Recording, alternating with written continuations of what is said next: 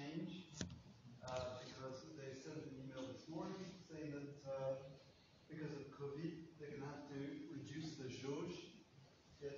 No? Donc, I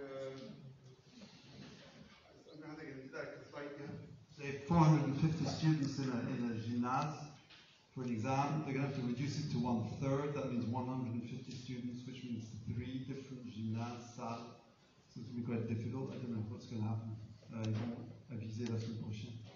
So today I'd like to talk about the judiciary, particularly the Supreme Court. So you need to, first thing you do, the lexicon, page 12 on your plaquette, I'd like to number the terms. Yeah? Can you do that now, please? Can you do that right now? In your second plaquette, page 12. Yeah? You number the terms 5, 10, 15, 20, etc. Yeah? There are 88 terms. Okay, can you write that on the plaquette, page 12? Yeah? Just number the terms 5, 10, 15, 20, etc.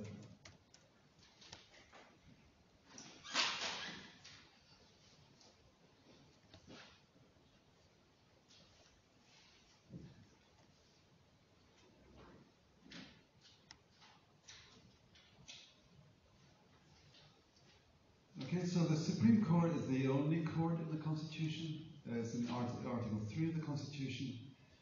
And the other federal courts were created by Congress. Yeah, we saw that. Article 1, Section 9. Section 8, clause, which is on page 13 of your first plaquette. The Congress has the power to constitute tribunals inferior to the Supreme Court.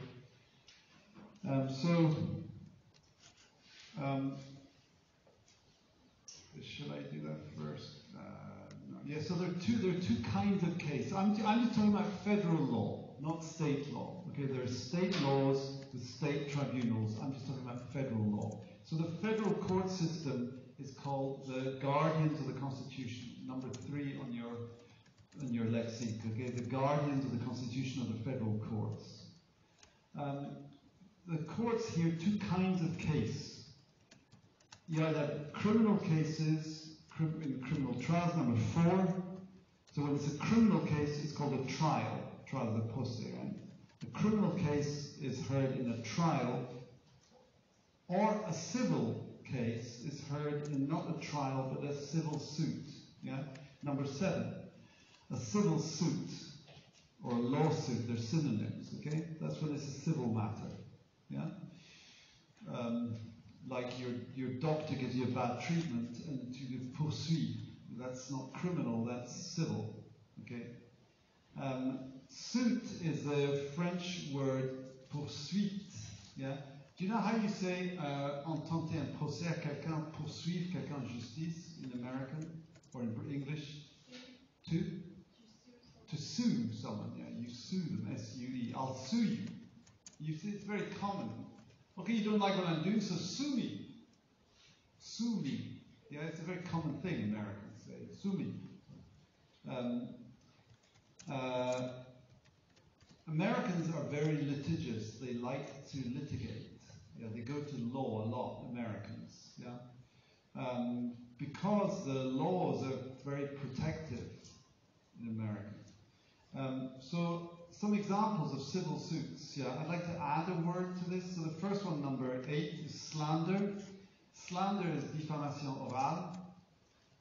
And I'd like to add a word to that. You put slash, and then afterwards you write the word libel. Next to that is L-I-B-E-L. Libel. Libel is diffamation écrite. It's a verb as well. To libel someone, ça veut dire diffamer quelqu'un, mais par écrit, dans un journal, par exemple un article du journal. When in France, you don't have investigative journalism. Yeah, it doesn't exist as a tradition in France. You've got, à la limite, you've got Canard Enchaîné, you've got Mediapart. But sinon, French journalism does not investigate. French journalism just reflects opinions. It's like Libé or things, yeah. In the Anglosphere, yeah, there's a big tradition of investigative journalism and also, there's much less protection for private life in Britain and America than there is in France. Yeah? In France, the protection of la vie privée is very well developed, not in the Anglosphere. So it means that you get a lot of libel cases. Yeah, Meghan, you know Meghan, the princess who doesn't want to be a princess, she prefers to be a TV star. She just won a case against a tabloid, the Daily Mail. Yeah? Her lawyer, she's a very good lawyer. Libel lawyers make a lot of money in the Anglosphere. Yeah, specialist libel lawyers, diffamation, because of the nature of the press in the Anglosphere. Yeah, it's not like that in France. Other examples of civil suits, wrongful death. Wrongful death is, for example, if there's an accident in a workplace, yeah, or in a hospital, yeah. If you get a wrong treatment, it's wrongful death. Okay, it can also become manslaughter, yeah, homicide involontaire, yeah. But wrongful death is when you cause somebody's death by accident. All right. So it's not criminal negligence. It's not manslaughter. It's not homicide. It's not murder. Yeah, it's wrongful death. Then you've got malpractice. Malpractice is very common. For example, if a dentist is treating your teeth and the dentist breaks one of your teeth, that's malpractice. If your lawyer doesn't defend you properly in the court, that's malpractice. If your architect builds a bad roof on your house, it's malpractice. So that's one of the reasons why services of what you call profession libérale or medicine in America is very expensive, not just because they don't have the couverture like la Sécu in France. Yeah, they just don't have it, right? Of course, as you know. But also because of litigation, that doctors and dentists and people are very vulnerable to civil suits. They have so what do? They have very expensive insurance, yeah, assurance, extremely expensive professional insurance to cover them against civil suits for malpractice. Yeah, like 2 weeks ago or last week, there was a doctor. He amputated the wrong leg from a patient in the hospital. Okay, so he was sued. And of course, his defense is that, well, look, on the file it said the left leg, right? And the accusation was that, well, you're a doctor, you could see the left leg was okay. It was the right leg is the problem, right? He said, yeah, but I just did what's on the contract, right? So he gets sued for malpractice, right? And so you have these two kinds of case: criminal trials, civil suits. The outcome, the issue of a criminal trial is a judgment of guilty or innocent. The outcome of a civil suit is that one person is, number 11, is liable. Liable. So liable, moi j'ai juste mis le substantif financial liability. It's like in France you get dommages et intérêts, yeah? So damages exists. Damages is financial liability. So liable is a very common word in English with different meanings, yeah? Liable. Liable, donc c'est un adjectif. L-I-A-B-L-E. Liable. If I open the door, yeah, it's liable to shut again quickly because of the wind. Yeah? Your friend John, if you lend him some money, he's liable to run away without giving you it back. Yes, it means like susceptible, liable. It also has a legal term, a legal meaning you're responsible for something. Yeah, if your roof is being repaired and the tile falls on somebody's head, like Ben-Hur, then you are liable for the accident, right? Because you're the owner of the house. You're liable. It means that you're responsable également. So damages means is a financial liability. Liability also has another meaning, comptabilité, what you call in French actif et passif. Yeah, do you know those terms? Yeah, l'actif et le passif d'une société. Yeah? Actif is what's called assets. A-S-S-E-T-S. Un asset, c'est quelque chose, un bien que tu as. Yeah? L'armée utilise ce terme pour désigner les soldats ou les chars ou un élément militaire, c'est called an asset. Yeah, whether it's a man or a gun, asset. So assets is your actif, and your passif is liabilities. Donc le même mot. Liabilities is what's your passif, what you have to give. Right, what's negative in your bilan is the liabilities. Okay. I want to go to the page 13, page 13. Donc turn the page. On va revenir à la page 12, page 13. Yeah. At the bottom, you've got the plan of the federal court system. Okay. So you've got this is on the bottom half of page 13. Yeah. You have that bottom half of page 13. So you've got these three boxes. Okay. You've got the Supreme Court, then underneath it you've got the Circuit Court, also called the Court of Appeals, and then at the bottom you've got the District Courts. Okay.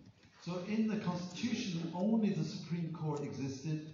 The other two levels were created by Congress according to Article 1, Section 8, Clause 9. Donc il y a la page 13 de votre première plaquette, si vous pouvez regarder ça. Page 13 de la première plaquette.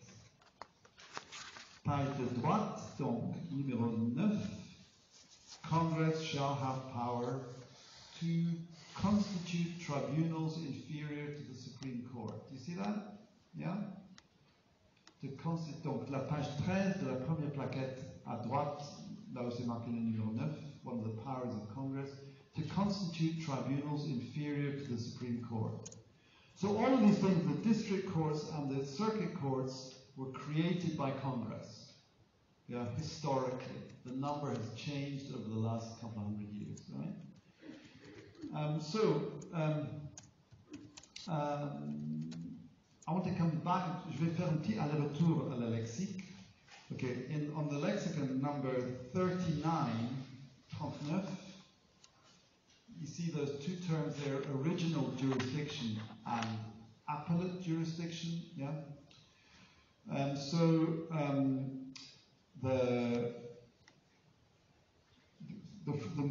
main word there is jurisdiction. So jurisdiction means the power of a court. Okay, Jurisdiction, the word jurisdiction has two meanings. Okay, one meaning is a geographical meaning. For example, when you cross a state line, you go from, say, New York jurisdiction, you go to New Jersey jurisdiction. Ça veut dire que les lois de New York s'appliquent dans le territoire de New York, et puis après tu traverses la ligne, et c'est les lois de New Jersey qui s'appliquent. Oui? Okay, so you go from New York jurisdiction to New Jersey jurisdiction. Okay?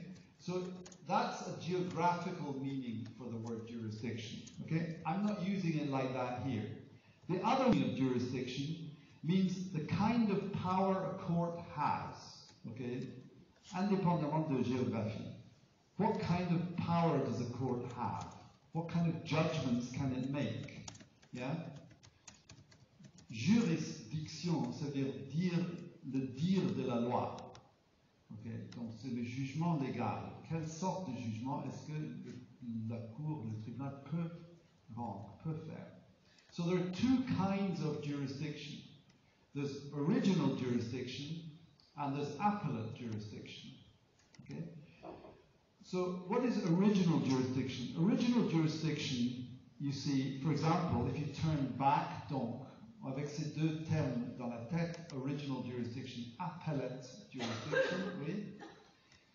If you go to page 13, the bottom level is the district court, all right? So the district court is,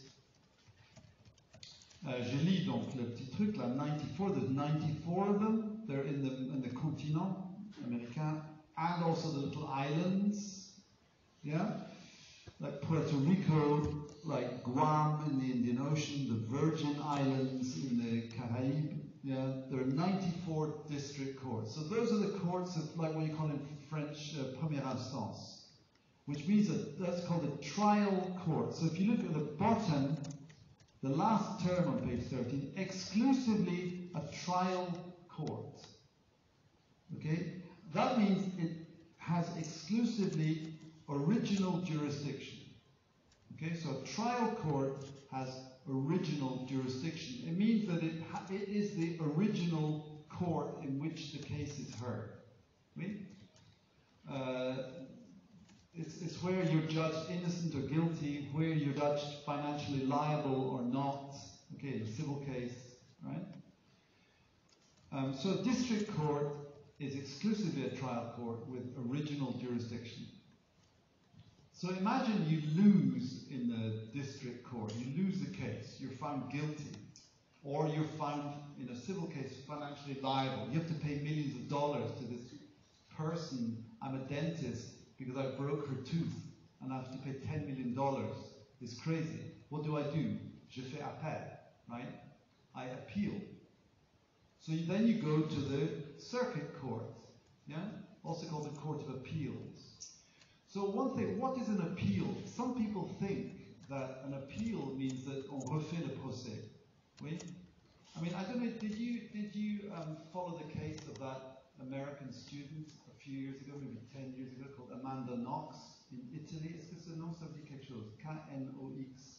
Oh, you check it out. Amanda Knox was a student in Perugia, American student. This was hyper famous. She was the most famous Anglophone person in the world for a bit, for the wrong reasons. She and her boyfriend, called Raffaele Sollecito, in Perugia, were accused of murdering an English student, called Meredith Kircher, in a kind of sex game thing. And she was murdered, this English student who was sharing a house with Amanda Knox in Perugia. And so the Italians, I mean, the legal system is very different. In France, you have a juge d'instruction, oui? Juge d'instruction en France, il prend les éléments à charge et les éléments à décharge, oui? He does everything, the juge d'instruction. In Italy, it's the same. So what happens in Italy is that the judge, he gathers all the evidence, right? And the judge, he makes a narrative. What happened? Okay, what happened? We do the narrative. This is what happened. This is the verità. This is the truth, right? And they were found guilty and they were sentenced to 25, 26 years in prison, okay? And then they appealed. So in the appeal, because of course the Americans made a big noise about this American girl in prison and everything, yeah. It was very hyper médiatisé. And then they had another trial, okay, and then the Italian judge created another narrative, a different narrative of all the events, okay? And in this narrative, they were innocent, okay? So they were released after like a year, 2 years in prison. They were released. So of course she immediately went back to America and she stayed in America. Thank you very much. And then there was another appeal. Okay, so in the Italian system, which is like the French system, the judge decides everything. It's called an inquisitorial system. Il y a un mot légal pour ça. C'est une sorte d'inquisition menée par le juge d'instruction en France. Oui, il fait que l'inculpé refait la scène, oui, avec les police, on refait tout sous l'œil le regard du juge d'instruction, qui fait tout, à charge et à décharge. Okay. Inquisitorial system is called that. The Anglosphere, it's not inquisitorial system, it's an adversarial system. Tous les éléments à charge, c'est l'État. Tous les éléments à décharge, c'est la défense qui s'en occupe, pas le juge. Il n'y a aucun juge d'instruction, ça n'existe pas. Okay? So it's an adversarial system. It's a very different system. Okay. But in France, unlike in Italy, on refait la narration des événements. You don't do that in Britain. But in both cases, in Britain and in America and in Italy and in France, an appeal is not a retrial. Je pense qu'en France, depuis la Deuxième Guerre mondiale, en tout et pour tout, ils ont refait un total d'à peu près, je pense, 3 ou 4 procès. There was one of a guy, Patrick Some very famous case, a guy who was accused of murdering a child, and he was in prison, wrongly put in prison, they eventually redid the whole trial for this guy. Okay, that's called a retrial. That's not an appeal. Okay, in an appeal, what does the appeals court do? So if you look in the box where it says circuit court, okay, the last thing there, exclusively an appeals court, right? So it's not a trial court, it's only an appeals court. So of course the adjective from the word appeals is appellate. So the district court has original jurisdiction, the circuit court has appellate jurisdiction. In other words, it has the power only to judge appeals. So what is an appeal? An appeal is, what does an appeal court do? An appeal court does two things. It judges, one, were the laws correctly applied in the original case? Yeah? Was the law correctly applied?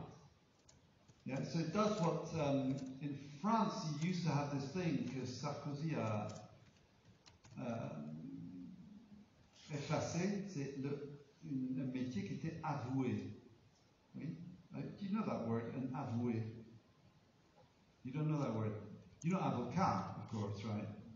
But there used to be, until about maybe 5 years ago, there was a very noble kind of métier called l'avoué, an avoué. And the avoué, what was the job of the avoué? The job of the avoué was to be the lawyer of the lawyers, right? To make sure that in legal cases happened correctly according to the law. Yeah? They were like the avoués were like they were lawyers, they were regulators of avocats. It was a fantastic institution, the avoué. Yeah? And Sarkozy got rid of it. I think it was Sarkozy.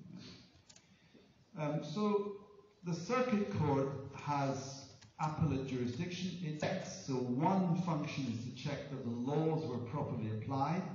The second function is to check that the original trial was fair. Okay, that there was no vice de forme, right? That's all the appeal court does. The appeal court does not retry the case. On ne refait pas le procès. Okay. So in the United States there are 13 circuit courts. Yeah, there are 12 geographically located courts, and there's one that turns. Yeah, so that's 13 in all. They're called circuit courts or appeals courts, c'est synonyme, right? And if you lose in the circuit court, what do? Then you go to the Supreme Court, right? You saisir, you petition the Supreme Court. So if you go back to your lexique on the previous page, you go to number 45. You've got the noun, donc le premier mot de la colonne de droite, petitioner. I'd like to add a word after that. So petitioner is the person, and the verb, I mean on dirait un substantif, mais c'est un verbe, is to petition. To petition. The petitioner petitions the Supreme Court. Donc to petition, ça veut dire saisir. Yeah? To petition. Right? If you go, for example, to page 15, 15, 16, 17, 18, these are papers from Guantanamo. Vous regardez la page 15. So these are 4 pages of documents from a Supreme Court case of a guy called José Padilla, who was in Guantanamo, an innocent guy, like 90% des mecs à Guantanamo n'avaient strictement rien fait. N'ont toujours strictement rien fait, yeah, mais qui sont toujours là. So, the Gothic writing says, in the Supreme Court of the United States, below it, Donald Rumsfeld, Secretary of Defense, petitioner. Okay? So that means that Donald Rumsfeld, the government, petitioned Rumsfeld, the Secretary of Defense, Ministre de la Défense, yeah, grand assassin. Rumsfeld, the government petitioned the Supreme Court. Why? because they lost the case in the district court, in the circuit court. Okay, so they lost the appeal case, so he petitioned the Supreme Court. Right? Yeah. Rumsfeld, you can see a famous photograph of Rumsfeld shaking somebody's hand in 1987. If I ask you this question, where was there a war, entre 1980 et 1988, une guerre qui a fait 1 million de morts, dont 200-300 000 enfants? Entre 80 et 88. C'était suite à un événement en 79 qui a eu un retentissement géopolitique immense. Non? 79, c'est l'année où les soviétiques ont envahi l'Afghanistan. Oui. C'est l'année de la révolution islamique en Iran, 1979, et 80. Voyant que les Iraniens ne voulaient pas servir les intérêts anticommunistes de l'Occident, qui avait une peur bleue de l'Union soviétique, voyant que les Iraniens avaient une sorte d'indépendance d'esprit, les Français, les Anglais, les Américains ont armé l'Irak de Saddam Hussein, qui était après le grand ennemi, qui à ce moment-là c'était leur grand copain, avec des armes chimiques, y compris d'autres trucs, contre l'Iran. Okay. C'est l'Iran qui était tout seul, qui a résisté à toute cette pression pendant 8 ans. Il a pris d'1 million de morts des deux côtés. Yeah, and there's a photograph of Donald Rumsfeld in 1987 shaking hands with Saddam Hussein as he delivers to him chemical weapons which Saddam Hussein used on the town of Halabja, the Kurd, where he killed 5,000 people, men, women, and children, with chemical weapons supplied by Western countries to Saddam Hussein. Yeah? That's Rumsfeld, this guy. So, he's the petitioner, all right?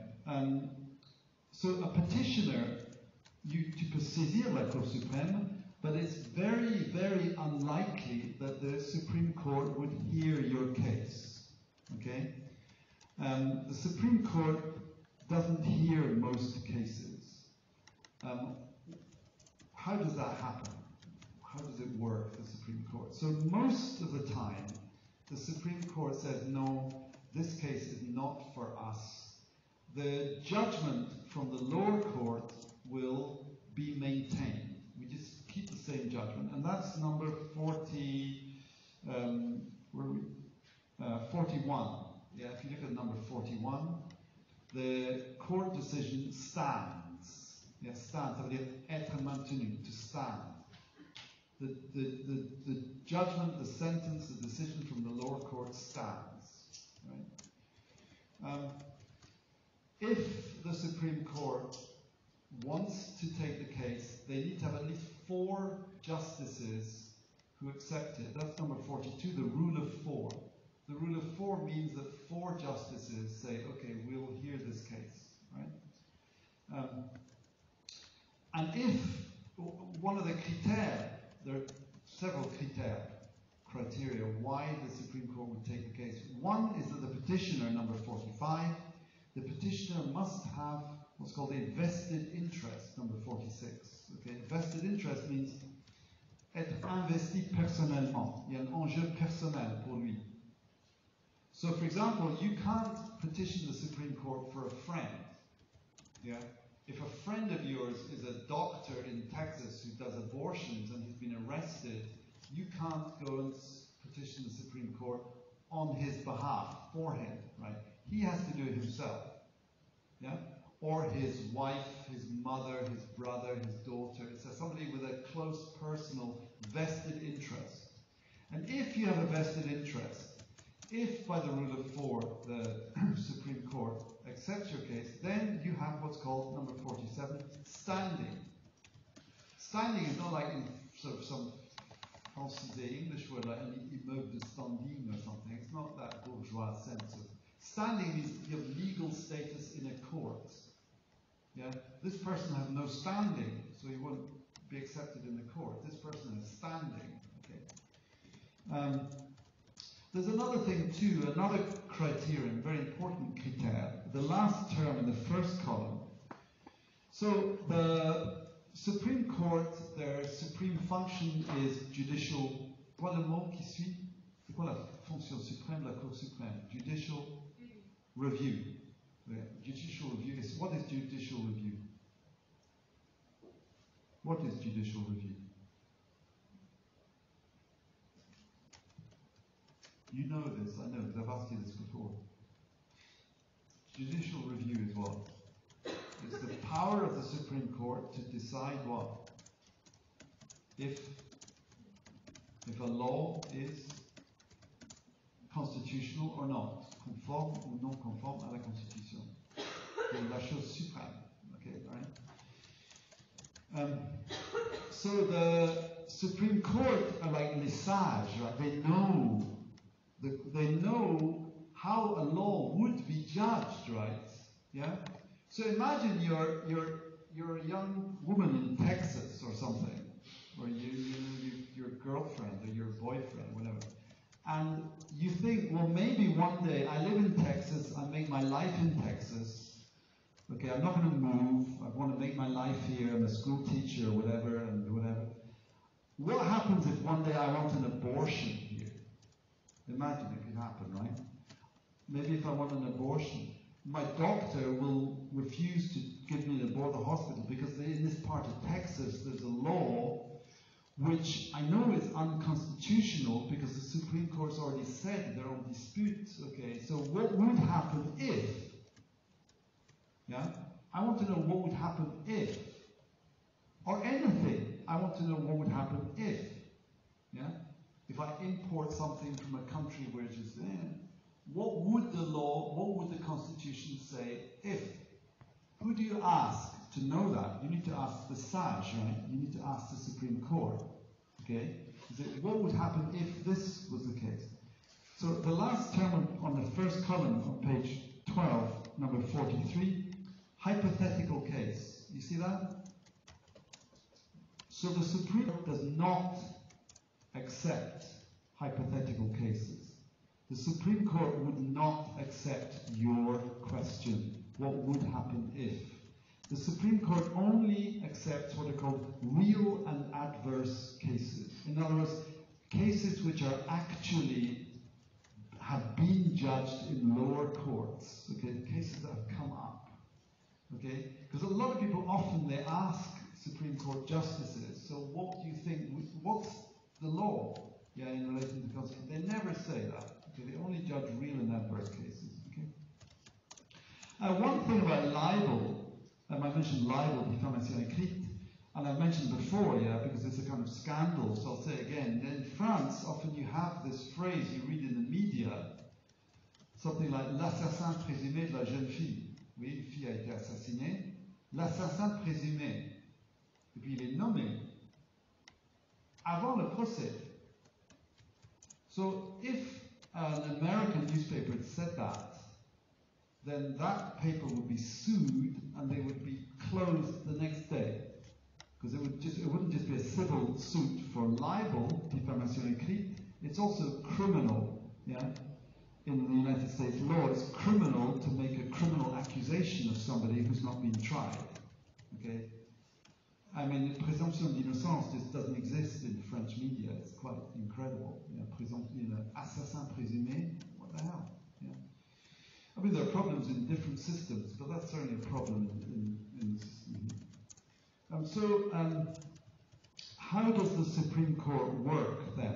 So the Supreme Court is 9 justices, and they hear cases during their term, which is page number 48, and their term goes usually from like September through to July. It's like the academic year. And their term is divided into 2 kinds of activity. Yeah? And the activities last for 2 weeks. And that's number 49, sittings and recesses. Okay? A sitting means that they're sitting, the guys are there. Okay, the 9 justices are there in the Supreme Court, and they're hearing the cases. and it's quite incredible. I've been to Supreme Court sittings, they're amazing. So imagine a case which has come up for years. It's been going on for years. It's complex, it's complicated. It went through a district court, there was one judgment. It went to a circuit court, there was a contrary judgment, because the case is so complex and difficult. And it comes up to the Supreme Court. And you've seen, I've seen it, you see piles of papers. The case papers are like this high. Imagine a pile of papers this high, okay, and from here to the wall, okay. That's the case papers. Sometimes higher. The whole, that's the case papers, yeah, okay. In the court, you have the 9 justices. There's no jury in the Supreme Court, yeah. You have one lawyer for the petitioner and one lawyer for the respondent, yeah, with an assistant, okay. And each lawyer has 30 minutes to present the whole case, yeah. 30 minutes to present that case. I mean, the esprit de synthèse is unbelievable, the kind of theatrical skills. It's quite extraordinary. 30 minutes, and then that's finished. So something that could have lasted for 10 years in preparation, yeah, with all these documents, takes 1 hour, half an hour. Okay, 30 minutes, then it's gone. So they hear about 7 or 8 cases a day in what's called sittings, okay, which is number 49. And then what do? Then that's 2 weeks. So there's 2 weeks of sittings, and then they go away, they disappear. They go into what's called recess. The other word here, number 49. They're in recess. What do they do in recess? In recess, they discuss the case, and they write their judgment. Yeah, they write that each of the justices writes his judgment. Yeah, and the judgment is called an opinion, number 50. So normally, opinion, ça veut dire quoi? Comment tu traduis opinion en français normalement?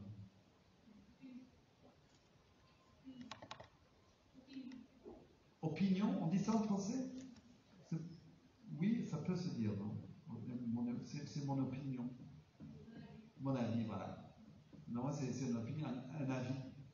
An opinion here is not an avis. An opinion is your judgment, your definitive judgment of the justice. So each one writes his or her own opinion, right? And you can see why, so they have to have a majority. There's 9 of them. Okay? At the moment, there's a conservative majority in the Supreme Court, 6-3. So you read the opinions of the justices who don't agree with the final judgment. It's very interesting. Yeah, they can express their opinion, their judgment, yeah, independently. So there are just oral arguments. There's no jury and there are no witnesses. Il n'y a pas de témoin, il n'y a pas de jury, rien. Okay, just the lawyer. All right. So that's how it works, the Supreme Court. And of course, afterwards, there's no appeal. You can't appeal a Supreme Court judgment. I mean, you can try, and sometimes it works. They're the ones who decide whether they're going to open the case again. Yeah. So a district, just to recapitulate, a district court is a trial court with exclusively original jurisdiction. A circuit court is an appeals court with exclusively appellate jurisdiction. The Supreme Court has both original jurisdiction and appellate jurisdiction. The Supreme Court has original jurisdiction in certain cases. For example, if there's disputes between states, yeah, if Colorado and Utah are in dispute over the river between them, yeah, over the navigation rights or something, that case is judged originally by the Supreme Court.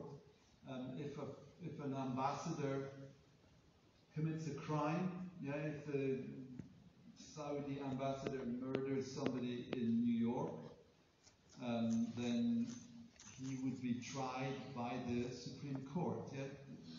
You know Dominique Strauss-Kahn? Est-ce que ce nom vous dit quelque chose, Strauss-Kahn, oui? So he was arrested in New York.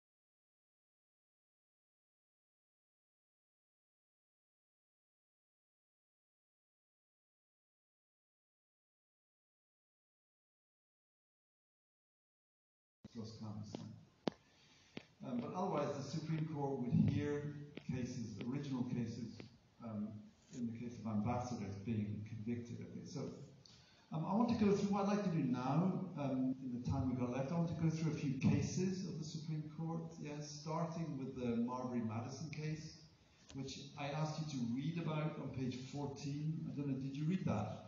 Can you tell me, did you read this document on page 14? Two people did. So I just want to read the beginning of this and explain it a little bit. It's in detail here. I've already mentioned a little bit. So I just read from the beginning. John Adams. So John Adams was president, and he was the political adversary of Jefferson. Okay.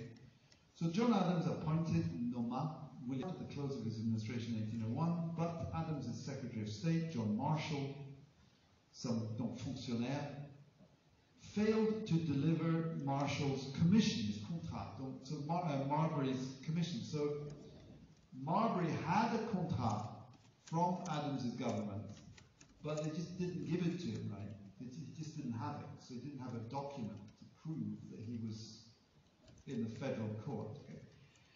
Then there was a change of president, okay, and Jefferson became president, and Jefferson was the adversary of Adams, and Jefferson didn't like Marbury, so Jefferson told his Secretary of State, who was the great James Madison, his friend, he'd written, Madison, il a écrit quoi?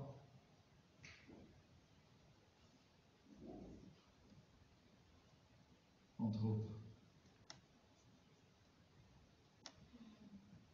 The Constitution, the principal redacteur of the Constitution. Okay, he wasn't the only one. Madison also wrote the Federalist Papers. Madison also, with Jefferson, wrote the, what do you call the first 10 amendments? What do you call them? The Bill of Rights. So Madison and Jefferson wrote the Bill of Rights. Okay, Madison wrote most of the Constitution together with Adams and a couple of other guys.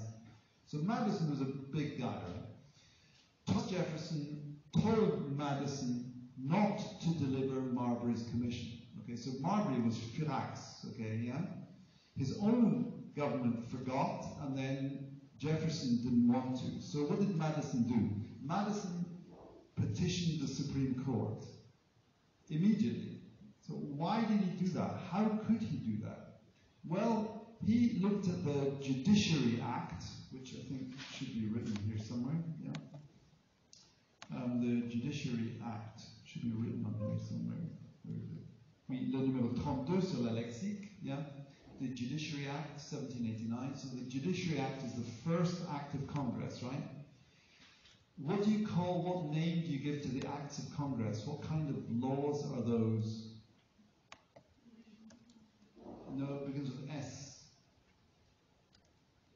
Tous les actes du Congrès, the acts of Parliament in Westminster, les lois de l'Assemblée nationale à Paris, these are called what kind of laws? Statute laws, okay, or statutes to court. The Judiciary Act 1789 is the first statute law. It was the first act of Congress. And it's very significant. The Judiciary Act defines powers of Congress, of the Supreme Court. Okay? So now the Judiciary Act is later than the Constitution, right? Yeah, the Constitution is first, and then you have the Judiciary Act. So Marbury says, look, in the Judiciary Act gives the Supreme Court the power to order the executive to fulfill, hopefully, its contracts, right? So the Judiciary Act gives the Supreme Court a commanding power over the executive.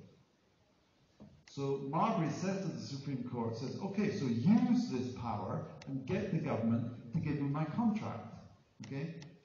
So what does the Supreme Court decide? The Supreme Court decides that that power in the Judiciary Act is unconstitutional. Yeah? It goes beyond the system of checks and balances in the Constitution. Yeah? It goes too far. So the Supreme Court says, we don't have that power because that part of the Judiciary Act is unconstitutional. Donc c'est annulé. Yeah? So part of the Judiciary Act was annulé. So you have this ironic situation where the Supreme Court, en se privant d'un petit pouvoir, s'octroie, se donne un énorme pouvoir. Le pouvoir suprême, c'est celui de juger la constitutionnalité des lois. Okay? Yeah? Judicial review. That is the foundation of judicial. That's how judicial review started. The Marbury-Madison case is the founding moment of judicial review. Okay? And judicial review is the basis of constitutional law all around the world, from Egypt to Chile, from Great Britain to Australia. Yeah? Judicial review is the supreme power of the Supreme Court.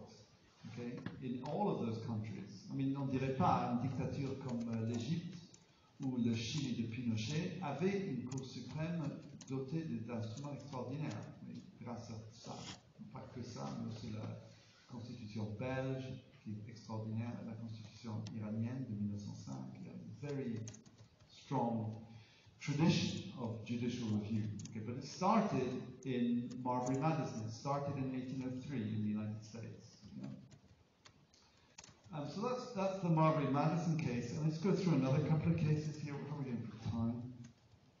Okay, just 5 more minutes. So I'd like to look at so what you can do, these terms here which are in italic, yeah, these are cases from the Supreme Court, and you can look those up, yeah, online. Yeah. Fletcher Peck, so 58. Fletcher Peck was about the states which wanted to deny the Supreme Court the power of judicial review over state law. So Fletcher Peck is a decision in 1810 where judicial review is also applied to state law, not just federal law. Okay. Évidemment, c'est à la suite, donc 1808, c'est l'année. Qu'est-ce qui se termine en 1808? Un certain droit de certains États d'importer des esclaves. Oui, 1808. So, and of South Carolina particularly, that's in the Constitution. Okay. So 1808 is the end of this kind of bizarre state exception, and dans la foulée, the Supreme Court made this decision that, yeah, also state laws are subject to judicial review by the Supreme Court. That's Fletcher Peck, 1810. Then you've got, so 61, Gibbons-Ogden is to do with interstate waterway regulation. 66, Dred Scott Sanford was a very infamous, notorious case, which I've mentioned. Dred Scott Sanford is where a couple married, a couple of slaves, they escaped from the south, they came north to what's called a free state.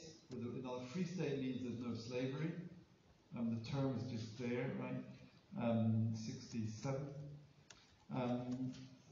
They came to a free state, and the Supreme Court said that no, they had to go back to their master, their owner, because they were the property of their owners, right? And that decision was one of the main factors that provoked the Civil War. You know, the Dred Scott decision. Bless you. Then number 70, 68, Plessy Ferguson. I've mentioned. Do you remember Plessy Ferguson? If I give the name. No? It's the two black guys in the train. Do you remember that? Yeah? No? So 1896, stop me, I've told you this before. 1896, two black guys in a train, and the train was just for white people, so they were arrested, and so went up to the Supreme Court. The idea is segregation constitutional or no? Yeah? And the Supreme Court decided in 1896, Plessy Ferguson, that black and white people should be treated as separate but equal. Separate but equal. Yeah?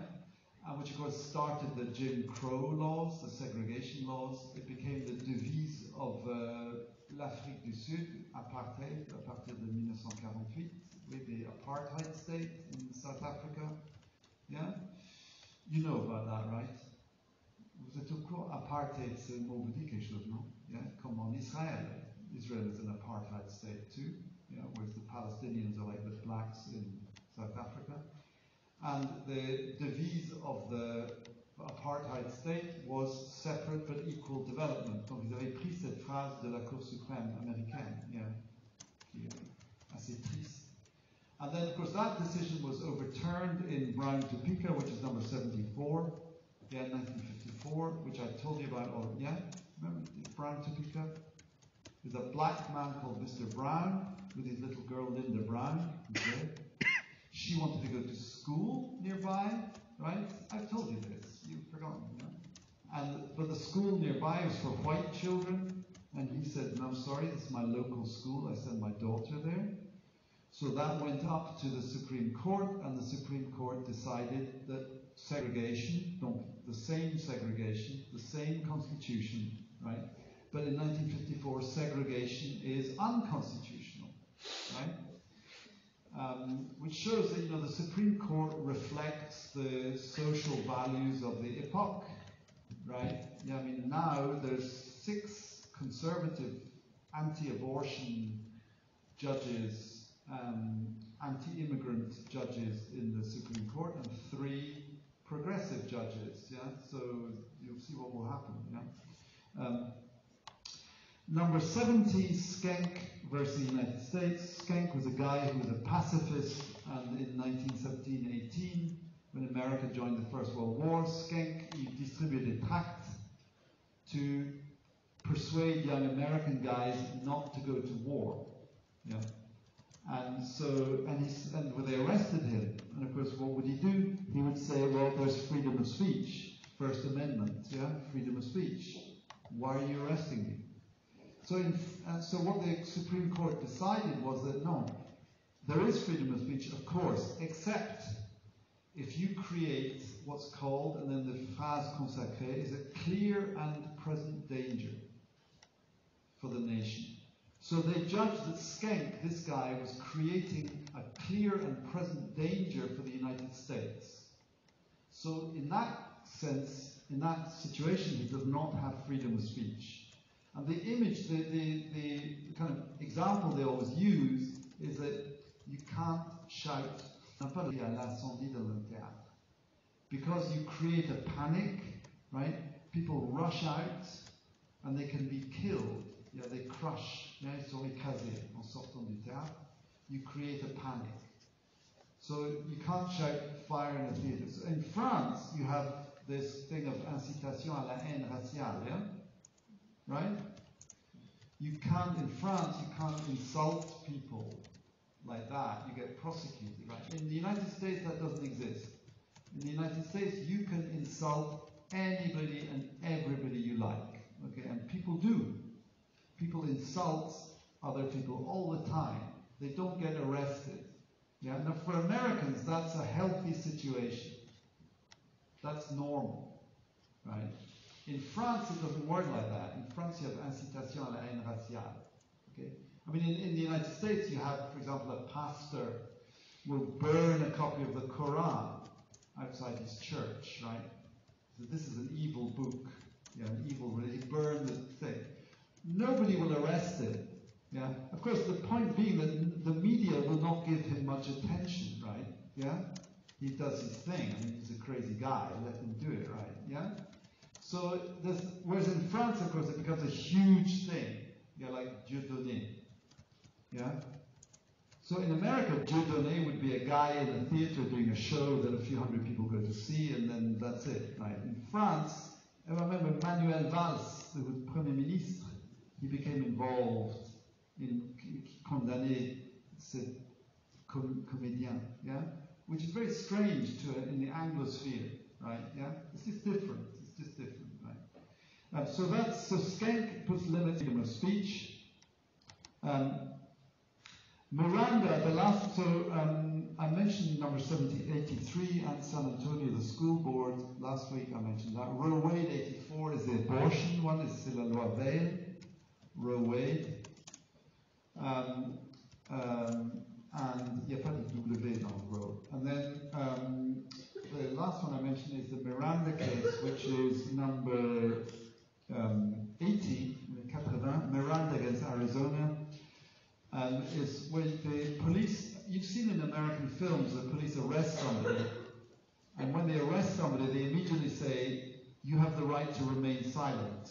Yeah? They read the rights. Okay, those are called the Miranda rights, parce que c'était suite à ce cas en 66 où un mec a été arrêté, puis ses droits étaient bafoués, parce qu'il n'était pas conscient de tous ses droits.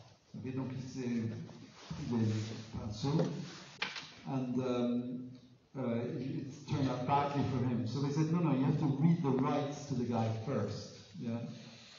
So that's what they do. That's the Miranda case. So what they do in police academies, of course, if you get a confession before you've read the rights, the confession is not legal. If a guy says, yeah, I killed her, you killed her, you write it down. He says he killed her, he confesses, but you have not read him his rights. Then that confession has no legal standing, right? So what they do in police academies, they train the police to get the confession first, then read the rights, and then it's much, much easier to get a second confession when the guy's already made one confession, right? Yeah?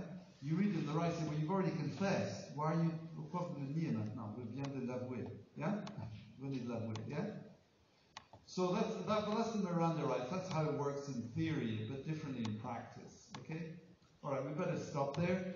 So your exam date may change, so you'll be informed of that because of COVID, right?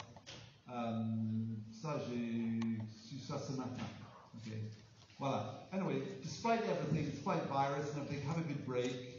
Enjoy your holiday if you can, and good luck with your revisions and things. Okay? You've got my email address. If you have a question or anything, you send me an email, I'll answer your email, okay? All right? All right, bye-bye.